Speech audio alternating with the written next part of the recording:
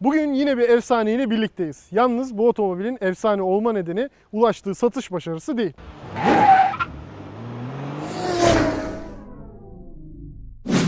Bu efsanenin efsane olma nedeni önünde ve arkasında taşıdığı logolar. Evet, bakalım Honda Civic Type R bu logoların hakkını verebilen bir otomobil mi?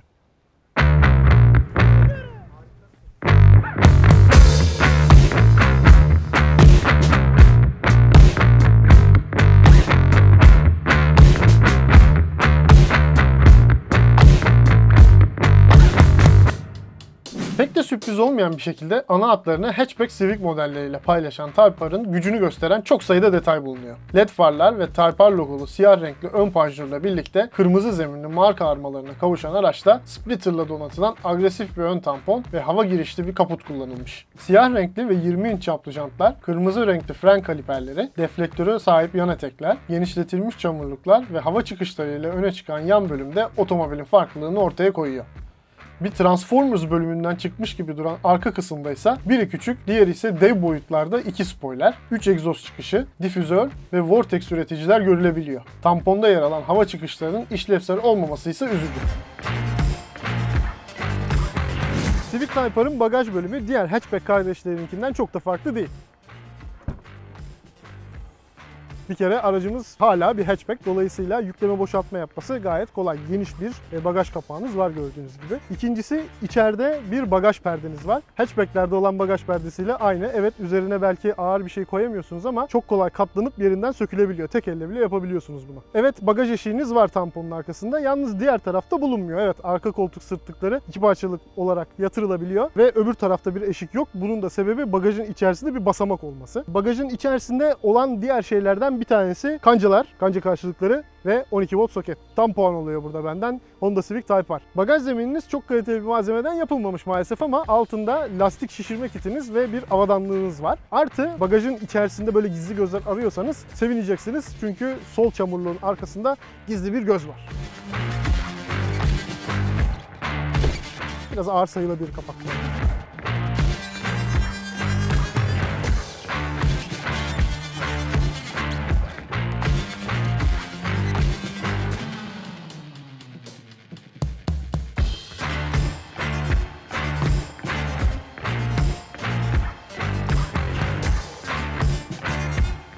Hem ön hem de arka kapılarında makul büyüklükte cepler yer alan Civic Type R'ın kapı tutamakları da ufak tefek eşyalar için uygun.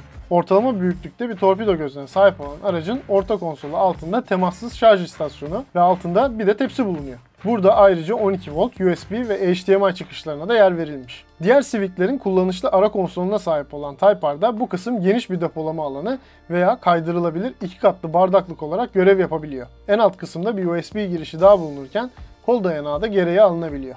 Ön koltukların sırtlıklarında cep sunmayan 4 kişilik otomobilin yurt dışında satılan örneklerinde arka koltuklar arasında bir cep ve 2 bardaklık bulunsa da Türkiye'de bu kısımda oturak olarak kullanılmış. Alçak yapılı koltuklar ve hem yükseklik hem de derinlik ayarlı direksiyon simidi sayesinde ideal sürüş pozisyonunuzu çok kolay bulabileceğiniz Type R'ın ön bölümünde 1.77 boyumla rahattım. Koltuklar manuel olarak kumanda edilse de sırtlıkların yaylı mekanizmaları hem ergonomik hem de çok hızlı ayarlamaya olanak sağlıyor. Yüksek yapıya sahip arka koltuklarda diz mesafesi geniş olsa da baş mesafesi için aynı şeyi söylemek zor. Bu kısımda merkezi kol dayanağı ve havalandırma ızgaraları gibi konfor ekipmanları bulunmuyor. Cam tavan opsiyonu bulunmaması ve siyah renkli tavan döşemesi de arka yolcuları biraz sıkabilir. Evet, Civic Type R'ın iç mekanı diğer Civic'lerden aslında tanıdık. Yalnız burada yeterince farklılık var bence. Birincisi, dijital gösterge panelimizde Type R'a özel grafikler kullanılmış. İkincisi, dışarıda gördüğünüz karbon fiber görünümlü parçalar ve kırmızı şeritler içeriye de aynen taşınmış. Dolayısıyla bu aracın içi çok siyah diyemeyeceğim. Çünkü gerçekten değil. Özellikle de koltuklara bakarsanız zaten bunu anlayacaksınız. Kırmızı siyah koltuklar koymuşlar aracın içerisine. Beyaz dikiş iplikleri var. Gayet renkli görünüyor. Tavan döşemeniz siyah olmasına rağmen. Bu araca yakışmış diyebilirim. Malzeme kalitesi de diğer Civic'li modellerinde olduğu gibi. Üstlerde yumuşak plastikler var. Yalnız hemen direksiyonun arkasındaki plastiğiniz sert, ona göre. Ortalarda yine böyle deri görünümlü plastikler kullanılmış. Yumuşak, yalnız orta konsolda sertleşmeye başlıyor plastikleriniz ama üretim kalitesi benim hoşuma gitti. Tabii ki burada kullanılan malzemelerde bazı farklılıklar da var. Örneğin kapı içinde siyah alkantara döşemelerimiz var. Aynı koltuklarda kırmızısının olduğu gibi. Bu araçtaki olumsuz yanlardan bir tanesine değinmeden geçemeyeceğim. Direksiyon simidiniz çok şık, çift renkli deri kaplı, altı da düzleştirilmiş, ortasında da kırmızı Honda amblemi var ama bu plastik düğmeler maalesef hiç güzel görünmüyorlar. Böyle şeffaf düğme kullanmış Honda bu araçta. Benim hoşuma gitmedi. Onun dışında vites topuzunuz Type R'a özel metal bir vites topuzu. Zaten kısacık bir vites kolumuz var. Çok güzel görünüyor. Tamam, çok şık ama iki olumsuzluğu var. Birincisi, güneş altında park ederseniz ve bu üzerine güneş vurursa el değmiyor bu vites topuzuna. Öncelikle bunu söyleyeyim. İkincisi, eliniz terliyorsa benimki gibi şöyle kayabiliyor elinizin altından. Aman dikkat edin vites değiştirirken. Ve Type R'ın en önemli özelliğine geliyorum. İçerideki en azından en önemli özelliği buradaki Type R plakası. Burada ne yazıyor? Aracınızın serideki kaçıncı üretim olduğunu yazıyor. Mesela bu araç 12.685'iymiş. Gerçekten çok güzel bir bilgi bence. Türkiye'de GT isimli tek donanım paketiyle satılan Civic Type R'da LED farlar ve far yıkama sistemi, 20 inç çaplı jantlar, Brembo marka ön frenler, sabit kafalıklı koltuklar, sertliğe ayarlanabilir süspansiyon sistemi, dijital gösterge paneli, anahtarsız giriş ve çalıştırma, metal pedal seti, ön ve arka park sensörleri, geri görüş kamerası, çift bölgeli otomatik klima, elektrokrom iç ayna, far ve yağmur sensörleri, 7 inç büyüklüğünde dokunmatik ekran, navigasyon sistemi, kablosuz şarj ve Bluetooth bağlantısı standart olarak bulunuyor. 7 inç büyüklüğünde dokunmatik ekrana sahip bilgi eğlence sistemi çok modern grafiklere sahip olmasa da dokunma hassasiyeti başarılı. Bununla birlikte ekran yanında yer alan düğmelerin de dokunmatik olması dikkat dağılmasına neden olabilir.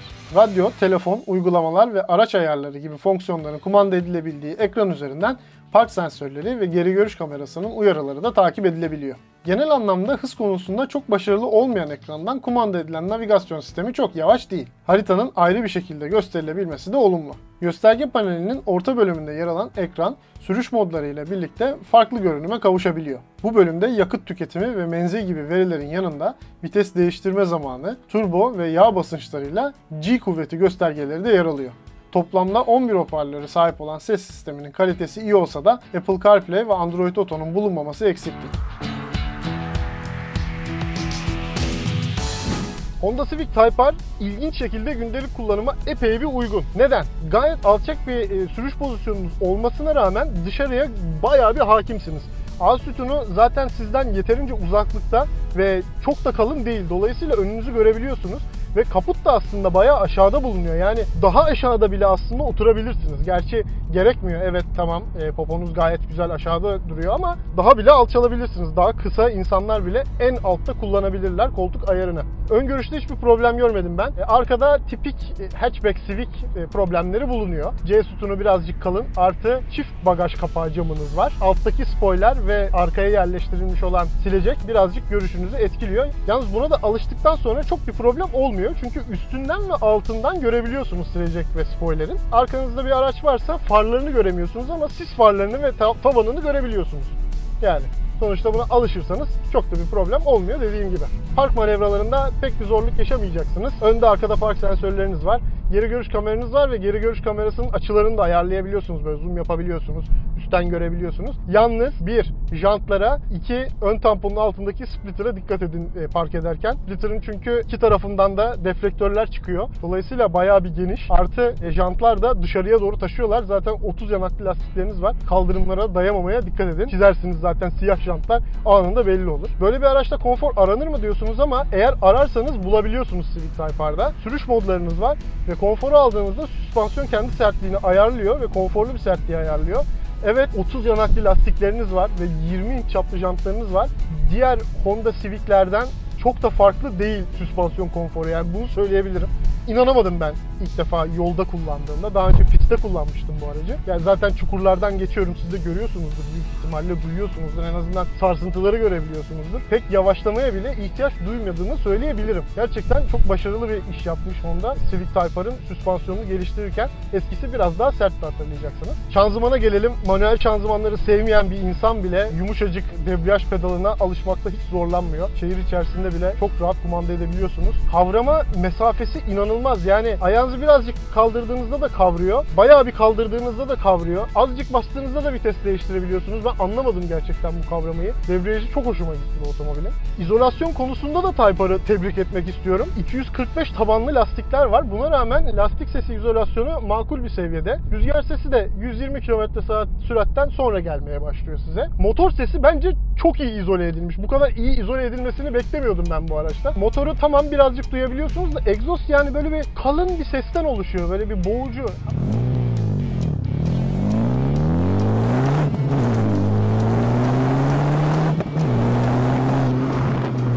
130 km/saat gibi böyle diye garip bir rezonansa giriyor. Bunu bertaraf etmek için ya biraz daha yavaşlamanız ya da hızlanmanız gerekiyor ki siz hızlanıyorsunuz tabii ki. Koltuklar dünyanın en konforlu koltukları değil tabii ki. Araç sportif olduğu için sportif odaklı tasarlanmışlar. Gördüğünüz gibi zaten alçakta oturuyorum ve bayağı gömüldüm koltukların içine. Yan destekleri inanılmaz, buna birazdan değineceğim. Ama belinizi de ağrıttığını söyleyemem. Yeterince konfor sunuyor bu koltuklar.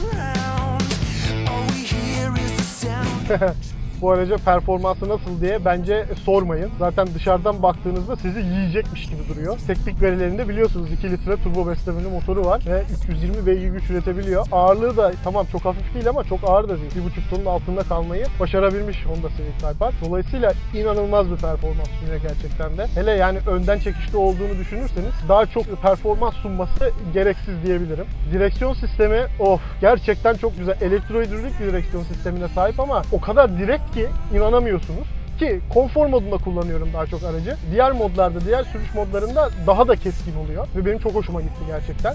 İkinci bir özellik direksiyon sisteminde torque steer denen olay yok. Yani ne yaparsanız yapın direksiyon gaza bastığınızda bir tarafa çekmiyor. Çok ilginç yani. Honda mühendisleri çok ciddi çalışmışlar bu direksiyon sistemi üzerinde ve gerçekten süper sonuç almışlar. En son 300 beygir üzerinde kullandığım önden çekişli araç Focus RS ikinci jenerasyon.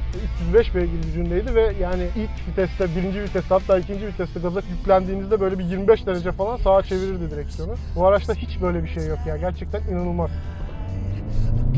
Görüyorsunuz yani hakikaten ikinci vitesteyim bu arada, onu da söyleyeyim. İnanılmaz bir devirlenme yaşıyorsunuz zaten. İnanılmaz bir hızlanma var ve bir tarafa çekmiyor. Bayıldım direksiyon simidine, direksiyon sistemine. Şanzımandan biraz bahsetmek istiyorum. Daha önce de söyledim zaten, bütün pedallar yumuşacık. Çok güzel dozlayabiliyorsunuz. Fren pedalında hiç o Japonların tipik boşluğu yok. Gayet güzel tutuyor frenler. Zaten lastikleriniz 245 tabanlı, özellikle kuru zeminde bayağı bir yapışıyorlar yere.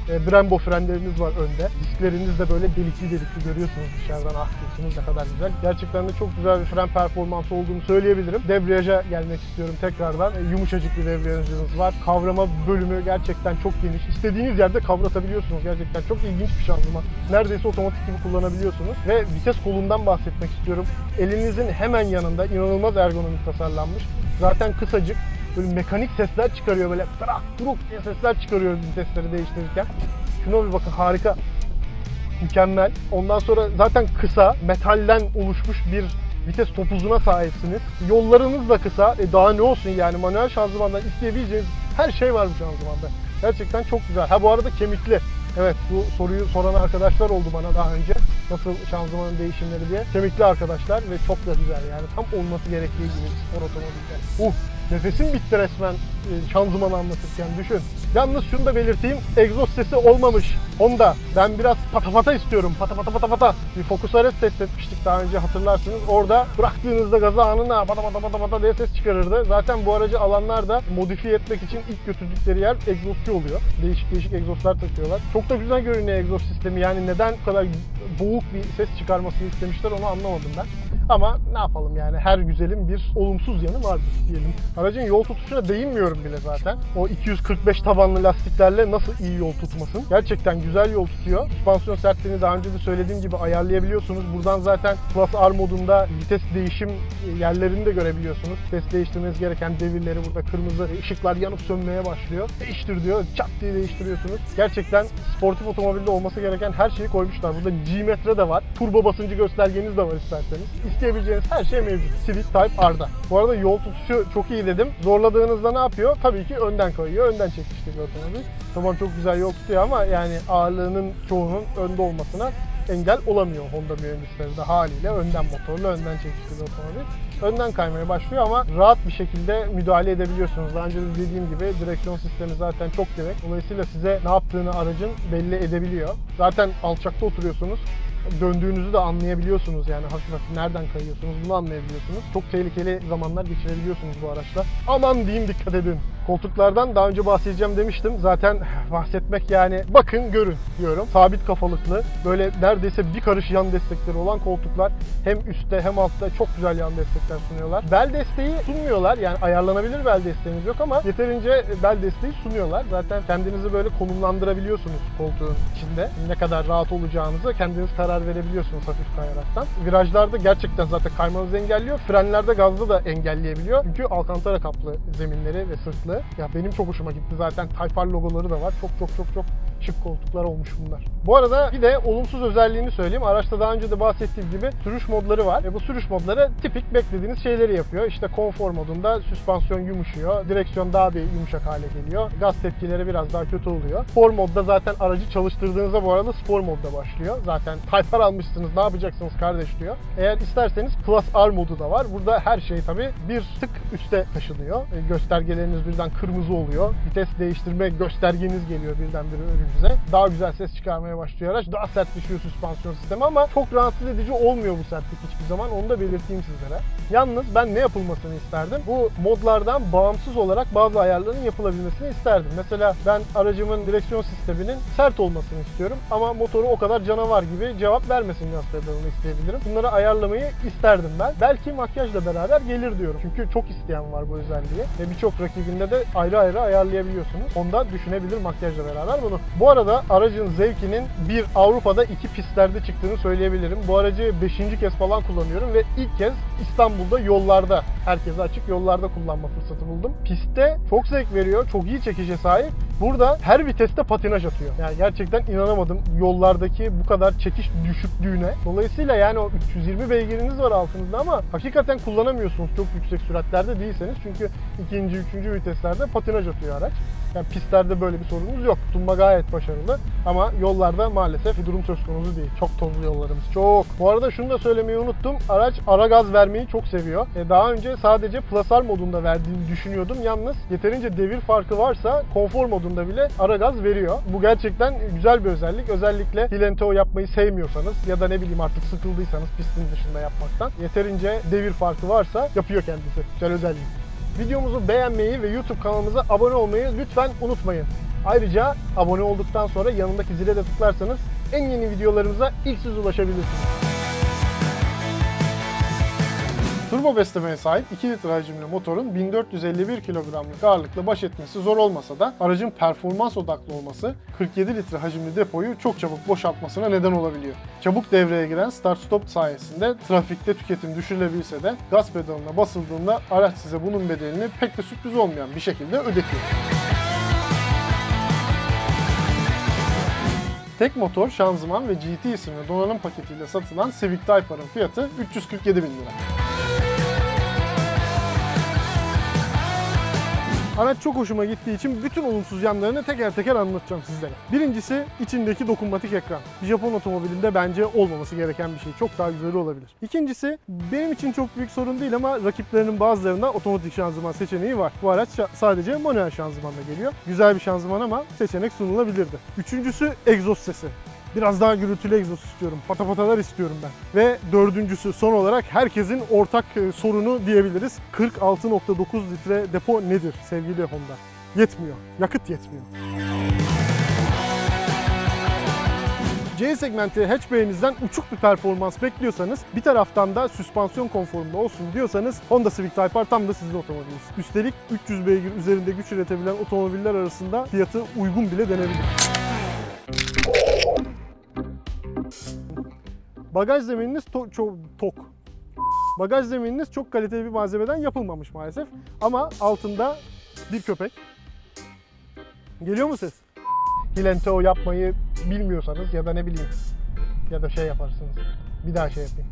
Honda Civic bir de rüzgar esmeye başladı değil mi? Bak bak. C segmenti hatchback'iniz rüzgar gibi uçsun deyip de rüzgarı göstersin.